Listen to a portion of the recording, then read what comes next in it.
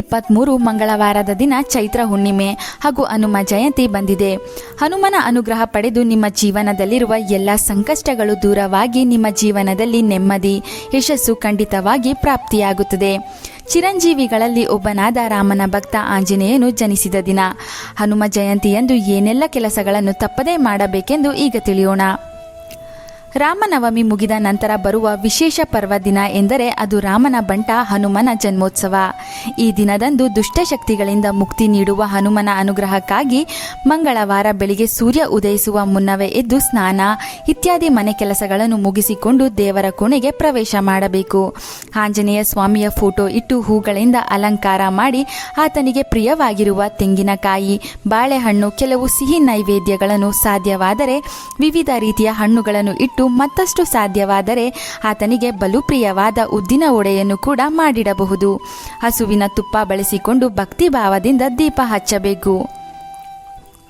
ದೀಪ ಹಚ್ಚಿದ ಮೇಲೆ ಅಗರಬತ್ತಿ ಹಾಗೂ ಕರ್ಪೂರದ ಆರತಿ ಬೆಳಗುವಾಗ ಗಂಟೆಯ ಶಬ್ದ ಮಾಡುತ್ತಾ ಆಂಜನೇಯನನ್ನು ಮನಸ್ಸಿನಲ್ಲಿ ಸ್ಮರಿಸಿಕೊಂಡು ಟಿವಿಯಲ್ಲಿ ಅಥವಾ ಮೊಬೈಲ್ನಲ್ಲಿ ಹನುಮಾನ್ ಚಾಲೀಸನ್ನು ಹಾಕಿಕೊಂಡು ಕೇಳುತ್ತಾ ಹನುಮನಿಗೆ ಪೂಜಿಸಬೇಕು. ಮನೆಯಲ್ಲಿ ಹನುಮಾನ್ ಚಾಲೀಸ್, ಸುಂದರಕಾಂಡ ಪಾರಾಯಣ, ರಾಮಾಯಣ, ರಾಮರಕ್ಷ ಸ್ತೋತ್ರ ಇವುಗಳನ್ನು ಹೇಳಿದರೆ ಅಥವಾ ಕೇಳಿಸಿಕೊಂಡರೂ ನಿಮ್ಮ ಜನ್ಮ ಜನ್ಮದ ಪಾಪಗಳು ನಶಿಸಿ ಕಷ್ಟಗಳಿಂದ ಶೀಘ್ರ ಮುಕ್ತಿ ದೊರೆಯುತ್ತದೆ.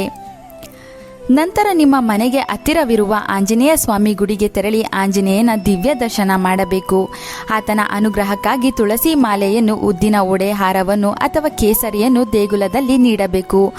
ಜೀವನದಲ್ಲಿ ತುಂಬ ಕಷ್ಟ, ಶತ್ರುಗಳ ಕಾಟ ಹೆಚ್ಚಾಗಿದ್ದರೆ, ವ್ಯಾಪಾರದಲ್ಲಿ ಕಷ್ಟ ಆಗುತ್ತಿದ್ದರೆ, ಮನೆಯಲ್ಲಿ ನೆಮ್ಮದಿ ಇಲ್ಲ ಎಂದರೆ ವಿಳೆದೆಲೆ ಹಾರವನ್ನು ಕೂಡ ಹನುಮಂತನಿಗೆ ಅರ್ಪಿಸಬಹುದು.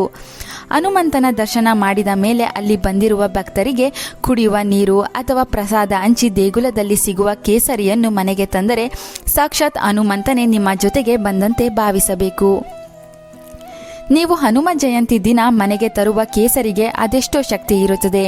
ದೇಗುಲದಲ್ಲಿ ಕೇಸರಿ ಸಿಗೋದಿಲ್ಲ ಅಂದರೆ ನೀವೇ ಅಂಗಡಿಗಳಿಂದ ಕೇಸರಿ ತೆಗೆದುಕೊಂಡು ಹೋಗಿ ದೇಗುಲದಲ್ಲಿ ಕೊಟ್ಟು ಆಂಜನೇಯ ಸ್ವಾಮಿಯ ಪಾದದಡಿ ಇರಿಸಿ ಪೂಜೆ ಆದ ಬಳಿಕ ಮನೆಗೆ ತಂದರೂ ಅಷ್ಟೇ ಶಕ್ತಿ ಆ ಕೇಸರಿಗೆ ಬರುತ್ತದೆ.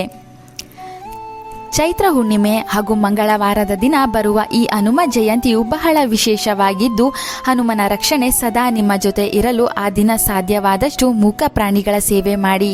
ಹನುಮಂತನ ಹೆಸರಿನಲ್ಲಿ ರೋಗಿಗಳ ಸೇವೆ ಮಾಡಿದರೂ ಅತ್ಯಂತ ಶ್ರೇಷ್ಠ ಫಲಗಳು ನಿಮಗೆ ಪ್ರಾಪ್ತಿಯಾಗುತ್ತದೆ.